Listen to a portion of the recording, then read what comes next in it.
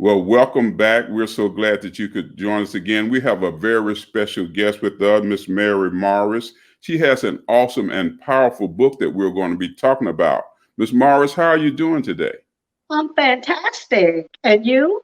I'm doing well, thank you. And you look fantastic, so eloquently dressed. You look well. Thank you for being our guest today. Tell our viewers a little bit about yourself before we get into the interview. Well, I was born in Chattanooga, Tennessee. Wait a minute. Born where? Chattanooga, Tennessee. What you know about Chattanooga? That's my hometown now. Don't be playing. I'm not. Born and raised in Chattanooga, Tennessee. Yes, Tell yes. us more. I came from a family. My mother and father were together, so I came up in a solid family background, and I had four other siblings, one sister and three brothers. Okay. And from that, I have six children that I've given birth to of my own, and they're grown. As I put it, they're grown and gone.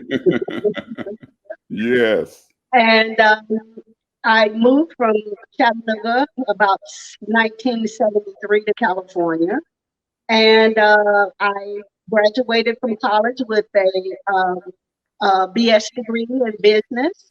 I worked in the corporate environment.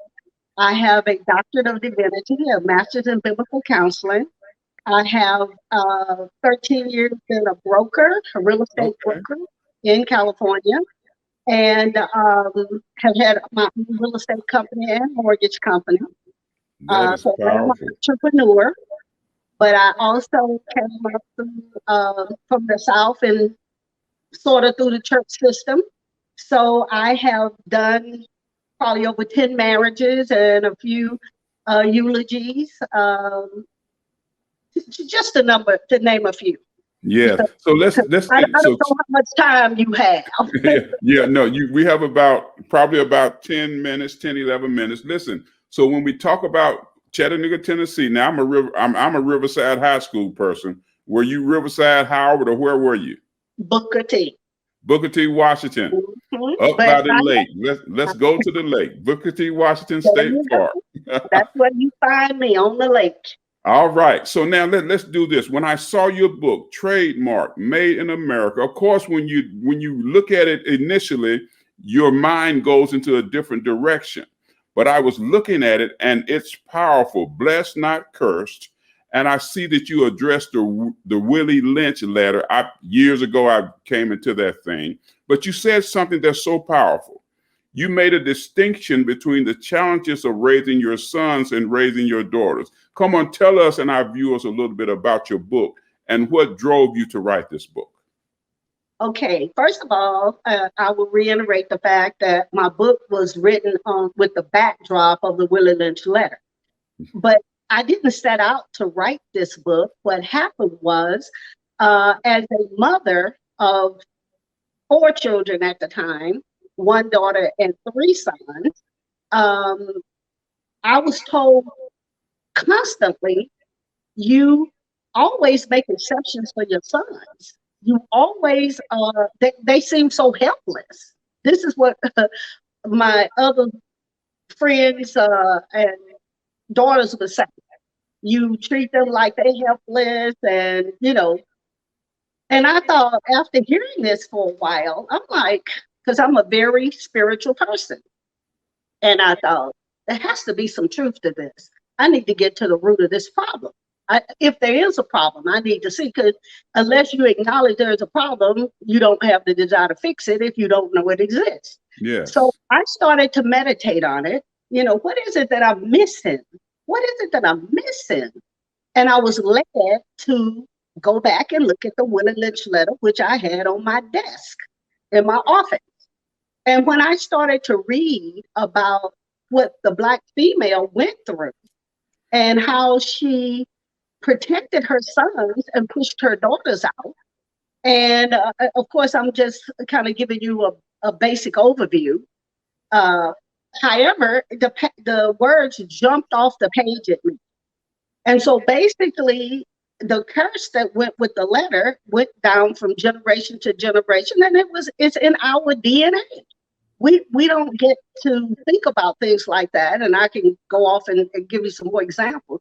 But sticking to how I ended up writing this book is because when I came to the understanding that literally I was protecting my sons. And I didn't have to push my daughters to do anything. I worked in the corporate world. I was very instrumental in the finance department. I was a decision-making person. I was, very productive and Yes. pretty much run corporations. My daughters and sons came to work. I would take them to work with me during the summer when school was out on the little work permit programs. And when my oldest daughter came out of high school at 18, she went to work at a corporation, and they were astonished at what she knew how to do. And the same for the second one. And my sons, they came out, but it appeared to be failures. But in my eyes, I did not want to see them fail. So I would go the extra mile to help them to accomplish what they needed to do and to extend that extra hand. I didn't feel that my daughters needed that because they followed me. They were strong women. They knew what to do. I didn't have to tell them. They did it.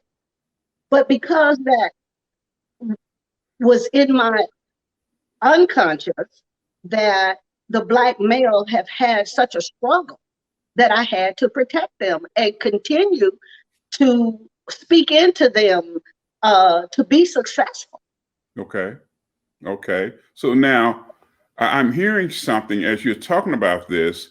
We're talking about transgenerational trauma as a result of the things that our people have faced from hundreds and hundreds and hundreds of years. Transgenerational trauma that's passed on from generation to generation. And how do we break that cycle? And what I'm hearing you say is that you were determined to break that cycle when it came to your sons. Right. But I had to understand it. First of all, I had to become aware that it was in my subconscious. I wasn't Yeah. consciously aware that I was doing it. But once the words on the pages in the letter stood out to me of how the Black woman was so traumatized, and the post-traumatic stress slave syndrome, I call it in the book, how it had perpetuated itself through the years. And in my studying the letter and the book and what the Black woman went through,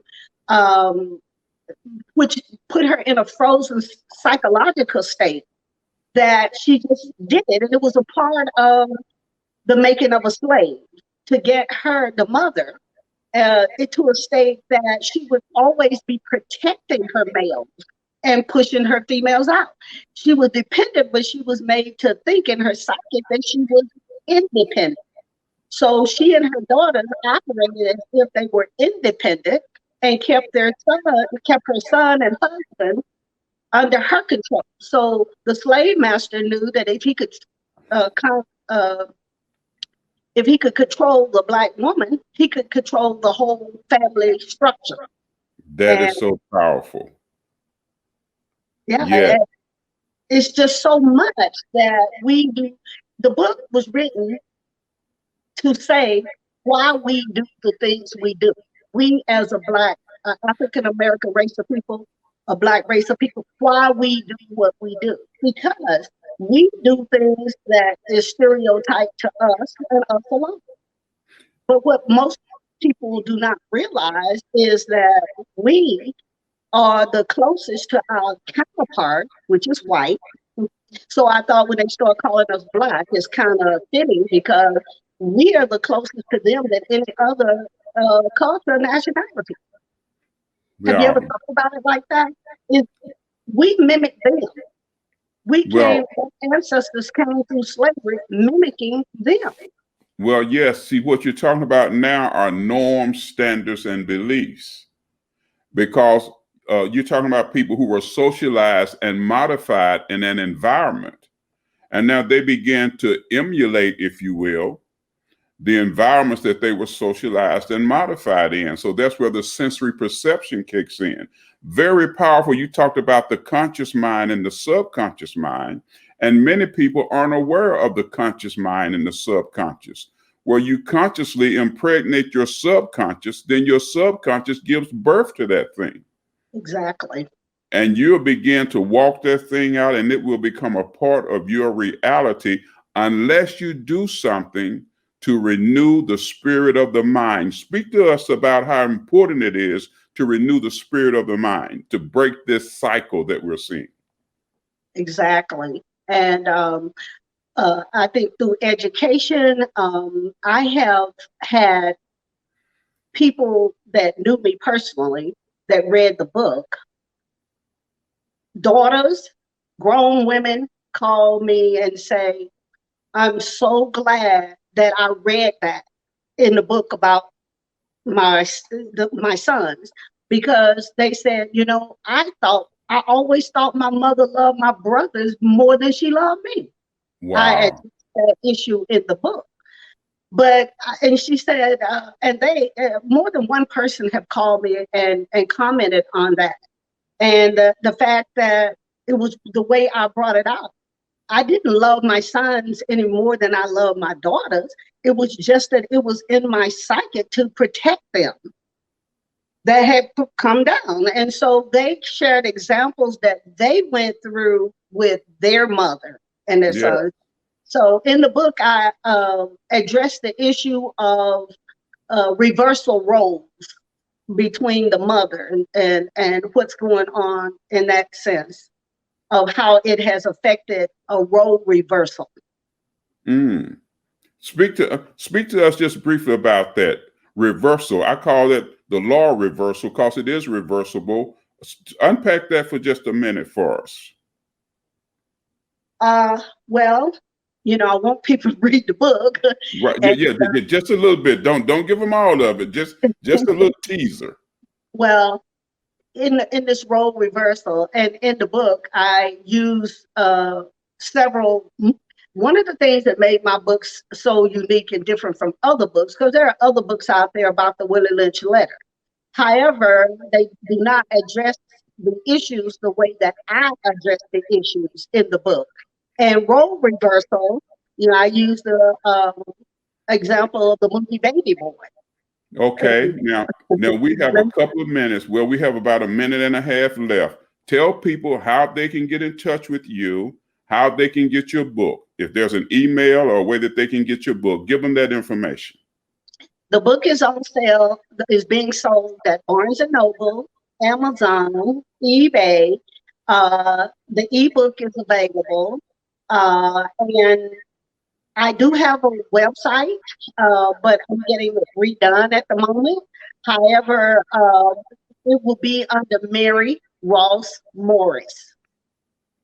Mary Ross Morris? The author. Mary Ross Morris author.com. Okay, give us that again. Mary Ross Morris author.com. Powerful, powerful, powerful. You know, we're so thankful that you would come on. It's such a powerful book. I've had a chance to review it, to look, and then with you being from Chattanooga, Tennessee, that gives you some more credit there. So we're so thankful that you could join us. Thank you for joining us. Thank you for sharing that wealth of information. And it's been a pleasure to have you with us. And just on a side note, if you go to acknowledgments and appreciation, you're going to find a couple of people back there from Chattanooga that I know you will know because they went to Riverside. That's awesome. Awesome.